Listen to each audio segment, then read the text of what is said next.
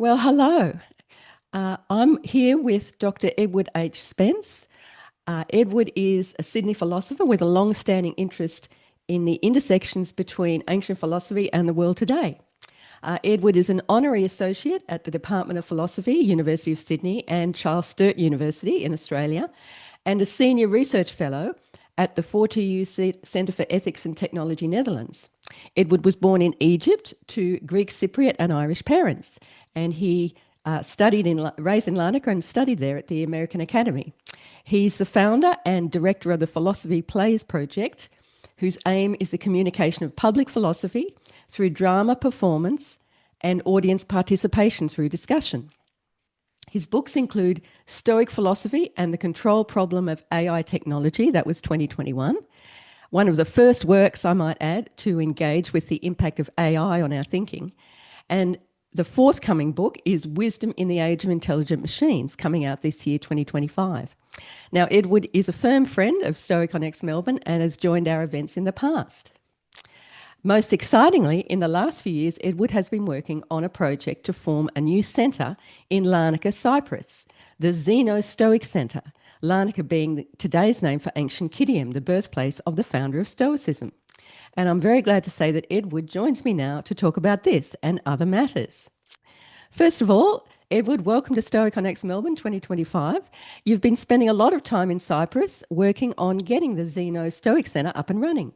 So can you tell us a bit about how this project came about and what are the aims of it going forward and the kind of support you might have had from both European bodies and in Australia? Yes, great to see you again, Judith, and I'm very happy to be doing this talk with you. Somebody who's also worked on Stoic philosophy for a long time now. The project came about, I've been looking at doing something on Zeno as a founder of Stoic philosophy, as you know, 300 BC. Very quickly, for those of you who don't know the background of Zeno of Citium, he was from Citium, which is ancient, the name of ancient Larnaca is now Larnaca, of course. And he went to Athens on a shipment for some business. He got shipwrecked in Athens, and while he was waiting for his ship to be fixed, he got interested in philosophy, and he started teaching philosophy in Acropolis. And the reason why it's been called Stoic, his philosophy is called Stoic, is because he used to teach under a porch, which the Greek word for porch is stoa, and it's come to be known as Stoic. And the Athenians, to honor him, built a statue of him, and he insisted that on the statue they should put Zeno of Citium, because he didn't want his own birthplace to be forgotten. So Zeno is now, as you probably know, as the founder of Stoic philosophy. He wrote, he published, but a lot of his what he published have been lost. So we don't have much on his own words, but a lot has been written about him. And as you probably know, Epictetus, of course, refers to him, and so does Marcus Aurelius. They all not sort of followed his philosophy. And yes, so I thought it'd be a good idea, given that I'm now in Cyprus and I come from Larnaca originally, the American Academy you mentioned. In fact, I used to see there's another statue of his outside the American Academy. There's one in downtown Larnaca now, but the first time I saw Zeno of Citium was in a statue across the American Academy, and it got me interested. And that's why I started thinking about Zeno.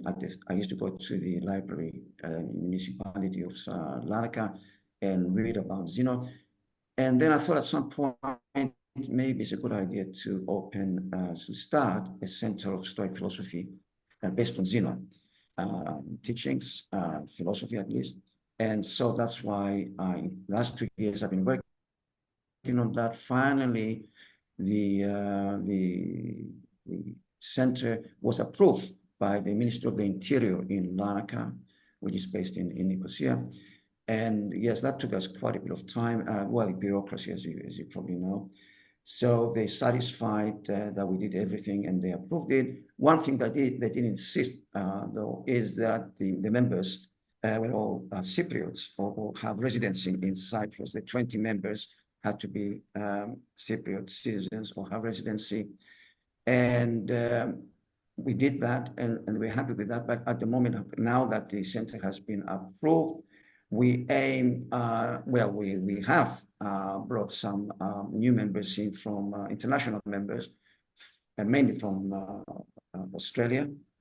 And we have 10 extra members, which we have brought in. And they form, if you like, the international panel of members in the Zeno Stoic-X Centre that we have produced. And so that's going forward. And hopefully we'll do some Stoic philosophy based on Zeno of Citium in the near future. Okay, that sounds very exciting. So what are the kind of events that you envisage taking place at the centre? The events that we envisage is that we will hopefully produce some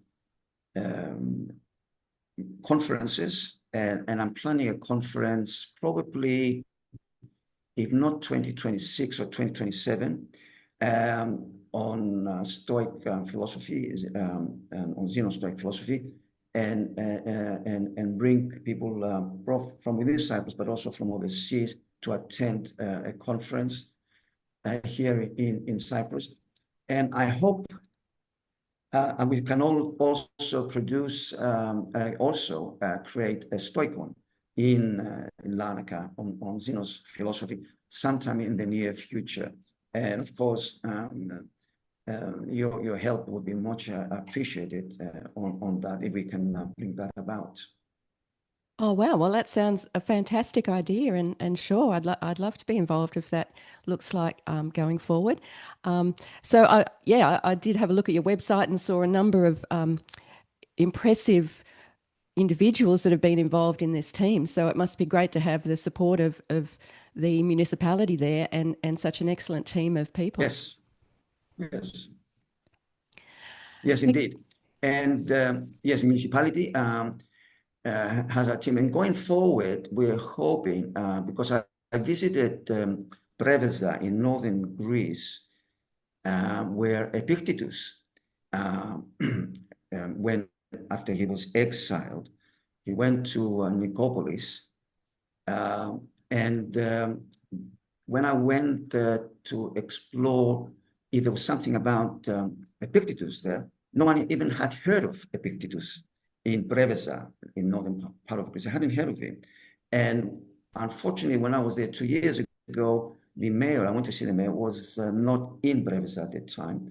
But I'm hoping to go back, and hopefully we shall create a sort of association between us from Larnaca, having Zeno's Stoic, the Zeno of Stoic philosophy here in Cyprus, and Epictetus in Preveza, and organize some sort of association between the two centers, set up another center there, get them, sort of help them set up another center, or encourage them to set up a center there as well.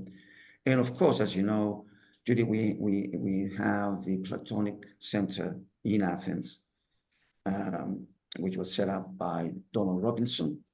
And Donald also is very happy with our setting up this center, and hopefully we have some sort of association with him as well.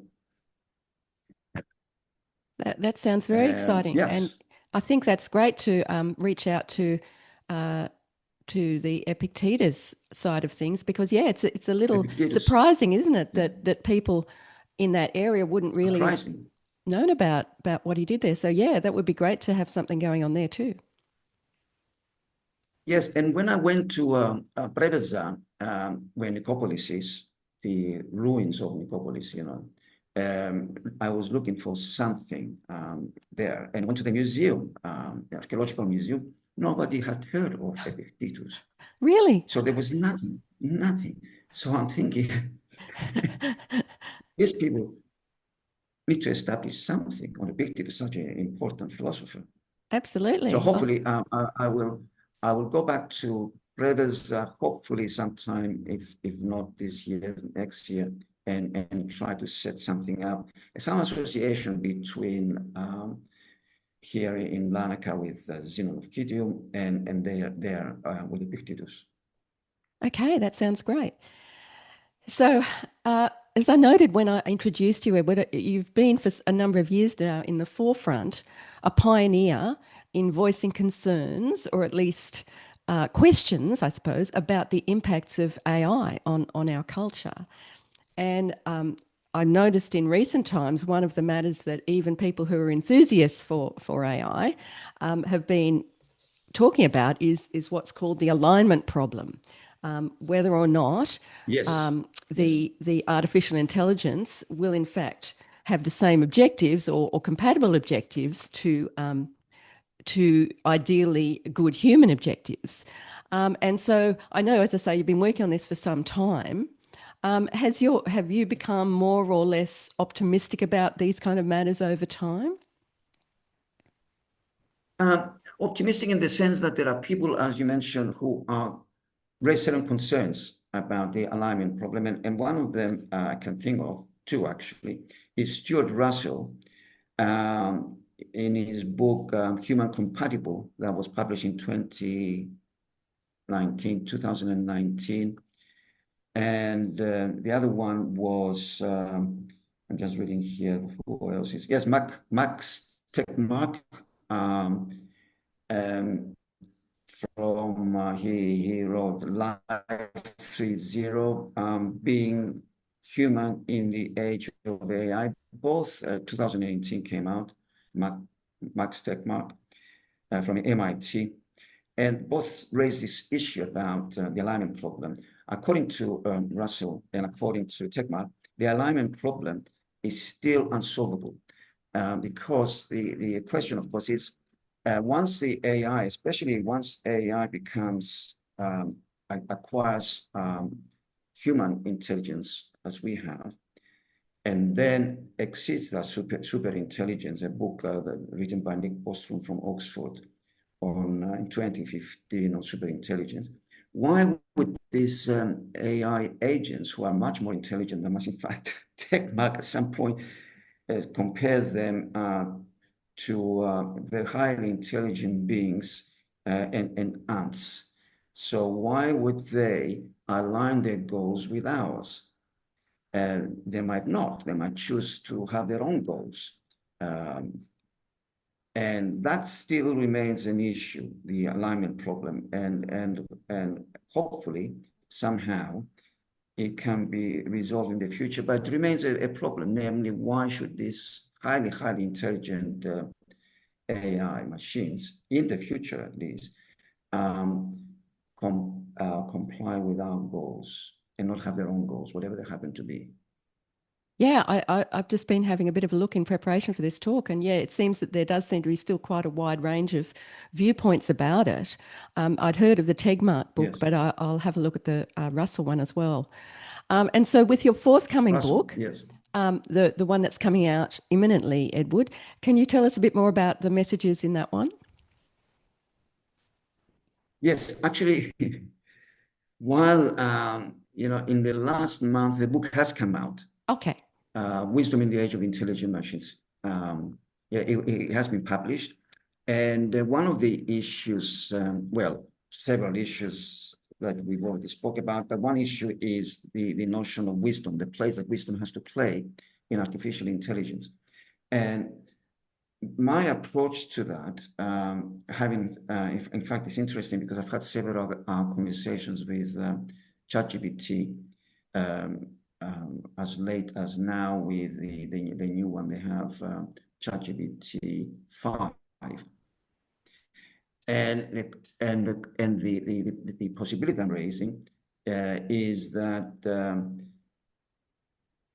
my questions to ChatGPT in the past was, are you wise? Can you be wise? And the answer was no, I'm not wise, because one of the straight answers that comes back is I'm not conscious. I don't have ability to talk about wisdom, and then further inquiries from ChatGPT and other AI agents.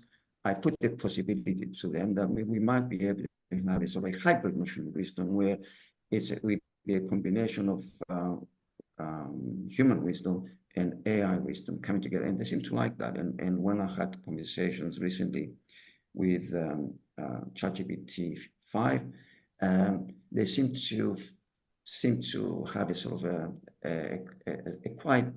They agree that it's possible that maybe AI, highly intelligent AI, might not become wise in their own selves, but we might be able to sort of between us create a hybrid notion of wisdom, which combines both human intelligence and intelligence. So the main message in that book, Wisdom in the Age of Intelligent Machine, what place does wisdom have in AI? And that's what I've been exploring in that book that just came out about a month ago. Okay, well, that sounds fascinating, and I'll have to check it out because, yeah, I hadn't actually thought of how wisdom's going to feature in this coming environment, but it's a really important question. It's not as if that wisdom is something that we that we have a lot of in the human space either, I might add. You know, we don't often come across. No, and as you know,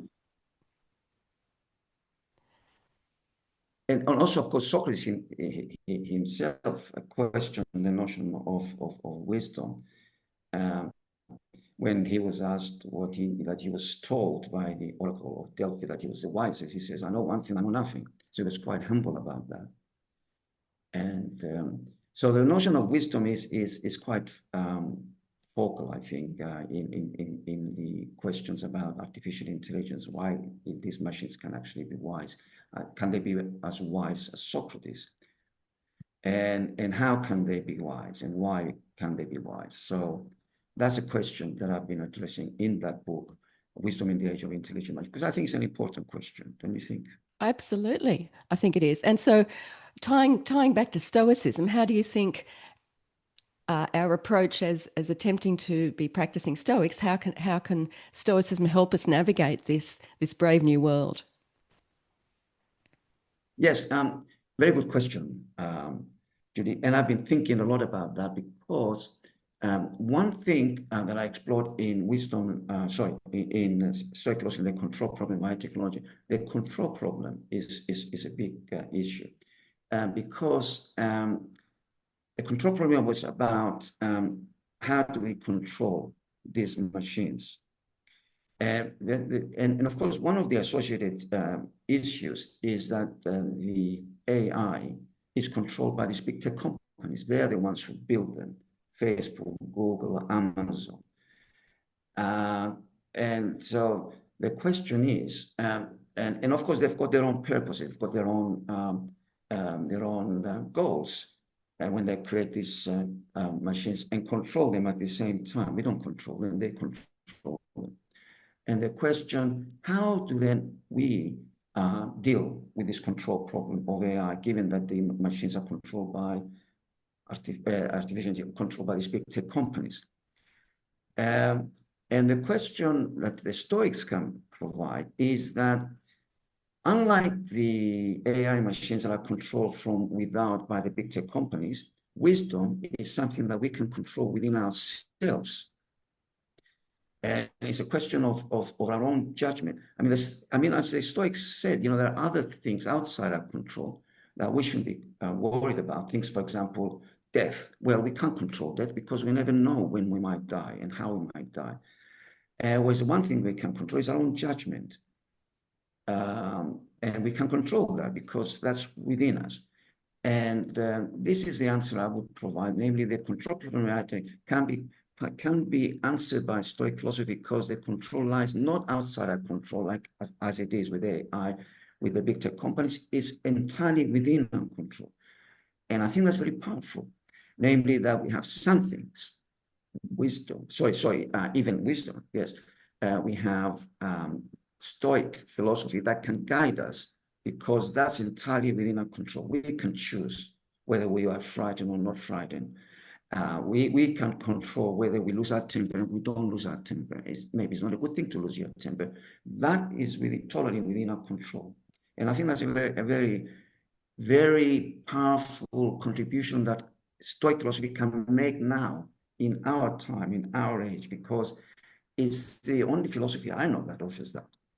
Maybe Buddhism does as well, but I don't know enough about Buddhism to discuss that. But certainly Stoic philosophy offers that control within our own selves, not to remain calm, not to lose our temper, to basically. And the other thing, of course, that Stoic philosophy comes in is through Stoic philosophy is that the Stoics believe that the whole world is intelligent. The whole world is intelligent, the cosmos, and divine.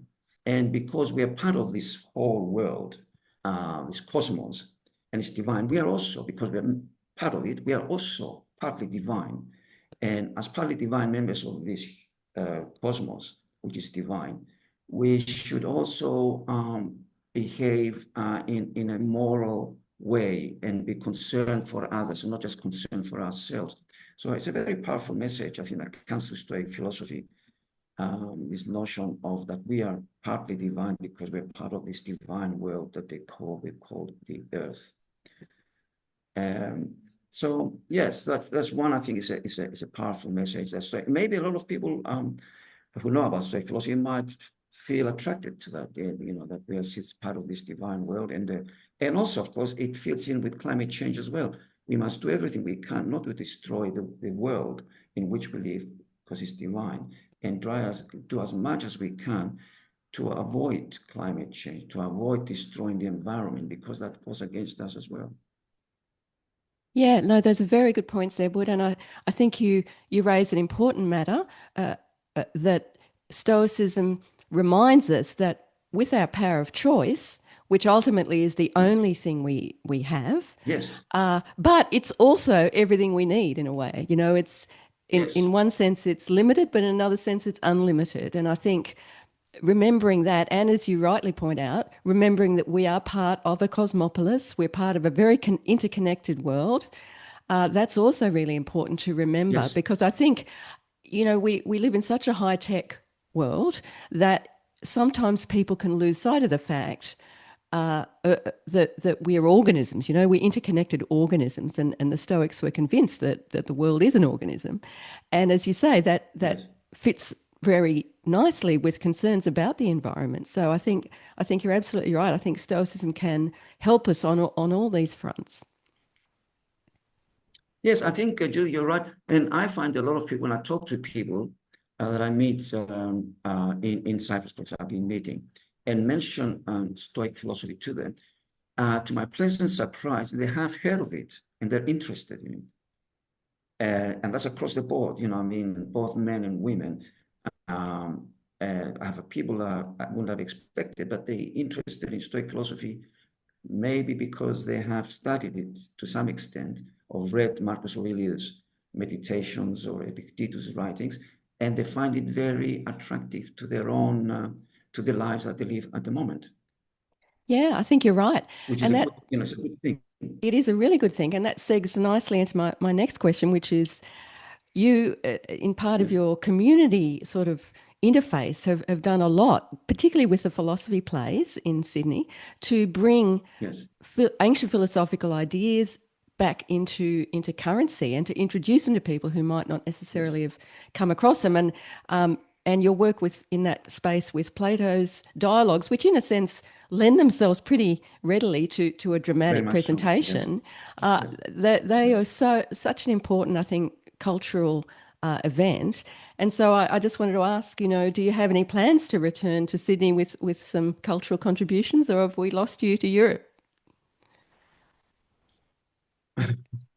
No, no, sorry, I like the way you put it. No, you haven't lost me to Europe, because I would divide my time, as I have been dividing between Cyprus because of the Zeno Stoic Centre, and Australia, of course. And so I'll be crossing both continents with regard to that. And I'm hoping I won't be able to attend the Stoicon in Melbourne this year because I'll be still here in October. But certainly in the past, as I have done, and in the future, I will be attending the Stoicon in Australia. And I hope, as I mentioned to you before, Judy, I hope to bring the Stoicon with your help as well, and to Cyprus whether it's 26 or 27. You can also guide me on that question. And we'll have a Stoicon here in Cyprus with the Zeno Stoic Centre. Well, that sounds but wonderful. It's important, yes. Yeah, and I think there's still a lot of work to do to promote Stoic philosophy, and it's up to us to do that. And as you probably know, and there are millions of people around the world who follow Stoic philosophy now. And I'm hoping, as I mentioned to you before, with the work that was done by the Plato Centre in Athens by Donald. And we can sort of combine that with, I'm hoping, as I mentioned to you before, the sort of Epictetus Center that I hope we can help our colleagues in Reveza create. And also, of course, Rome is still there. And one of our members, Seamus Miller, Professor Seamus Miller, is in Rome. He bought a place actually in Rome, just outside Rome. And I'm going to see him because I'm going to a conference towards the end of September. And I'm hoping to sort of inquire about how we can set out another sort of center, but in Rome, with the help of the Stoics there in Rome. So there's a lot to be done, and I hope with enough enthusiasm and interest, we can create this nice creation of centers at least within Europe, but of course Australia as well. They also, I don't know exactly if there's similar things happening in the United States, but I won't be surprised if there are. And so it's good to see more and more Stoic philosophy happening in the world, and as you probably know, and in fact I think it was was it with Socrates, I think, when he was asked where he was from, he said, I'm a cosmopolitan. The notion of a cosmopolis is very much a Stoic idea, because as cosmopolitans, we are not just limited to one country. We are, we are cosmopolitans. We basically we have concern for the whole world, not just for our own countries, which is an issue now, isn't it? People sort of too closely align with their own countries. It's a problem that's happening in Europe as well, United States, we know. So I think Stoic philosophy has a lot to offer with this question: are we cosmopolitans? Cosmopolitanism is a very, very much part of Stoic philosophy. Absolutely. Well, look, you seem to have so much on the go, Edward. Is there any other projects? Have you got another book, for example, that you're working on? I'm thinking about that, another book and I'm thinking what the other book is going to be, really. And of course, it's going to be on something that involves Stoic philosophy. I haven't actually decided on this. One thing I should have mentioned is something that I speak about in the new book that's just come out, Wisdom in the Age of Intelligent Machine. Alan Giworth, because I did my PhD on Alan Giworth. And Alan Giworth, essentially, when I was looking at his work recently, I noticed that some of this work he's done on reason and morality have certain similarity to Stoic philosophy. In fact, when I went to visit him a few years ago, after I wrote this book on Giworth, I said to Professor Giworth, there's something about your philosophy that reminds me of Stoicism, and she was quite surprised. He hadn't thought about it. I really Oh, hadn't thought about it. So I sort of and in the book I refer to his philosophy as neo-Stoic. There's something about his philosophy that comes close to neo-Stoicism, and I think that's a good thing. So we have a great philosopher.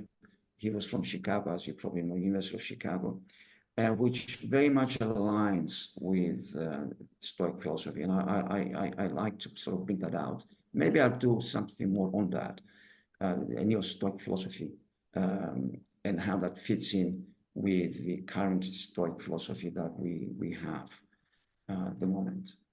okay. Yeah, that's really interesting. I mean, I'm finding in a lot of different spaces, people sometimes are reinventing Stoic principles or whatever. They're not aware of it. They're kind of reinventing the wheel in a certain sense. And I think that's because Stoicism has so many really useful principles, Yes, and so people yes. tend to come across them or stumble on them or redevelop them, and in a sense they're kind of revisiting something the Stoics came up with first of all. So look, I'll look out for that, Edward, and well, thank you for your time today. It's been great hearing about your projects and about all the many things you've been involved in, and also about your concerns around AI, which I think are only going to become more pertinent as we go forward. But look, thanks so much, Edward, and I really look forward to hearing more about the Zeno Centre. And yeah, it would be wonderful if we could do a Stoicon in Larnaca. So that's something to look forward Absolutely. to. And Julia, I can't thank you enough because you've been a pioneer in Stoic philosophy, and your contributions to Stoic philosophy have been amazing, really. I mean, what you've done in Melbourne the last few years, and sort of as a kind of collaboration between us, uh, based on Stoic Centre and Zeno's philosophy here in Larnaca, would be wonderful. And I look forward the time when we can invite you over to come. I mean, you've been to Sicily, so Sicily is not that far from Cyprus, That's right. and we can. That's not that far. Not that And far. we can do something combined here in Larnaca. And Larnaca is quite a nice place, actually. It's interesting. It's by the sea. It has, and the other thing that Cyprus has, you may or you may not know, it's got mountains, interesting mountains. In the center of Cyprus, there are mountains, and it's actually Mount Kosciuszko, similar, about, they're not huge mountains, they're No. about 6,000 feet. So there's a lot, and some nice little villages there. And I was thinking, actually, one of the, maybe we could have a retreat somewhere in the mountains, which is very pleasant. And retreats, of course, would be an interesting thing to promote Stoic philosophy, where people have peace and quiet and of course nature around them, which is always inspirational. Absolutely. Living according to nature. Well, Absolutely, yes. well, that sounds wonderful, Edward. So thanks so much for your time. And look, we'll be in touch, and very best wishes with the Zeno Centre and all your projects. Um, um, yes, Judy, thank you so much. And I really appreciate all your help and effort, and also your kind and generous invitation to this morning to do this interview. And I look forward to seeing you again somewhere in Sydney or in Melbourne at some point. And yes, thank you so much. It's been great talking to you.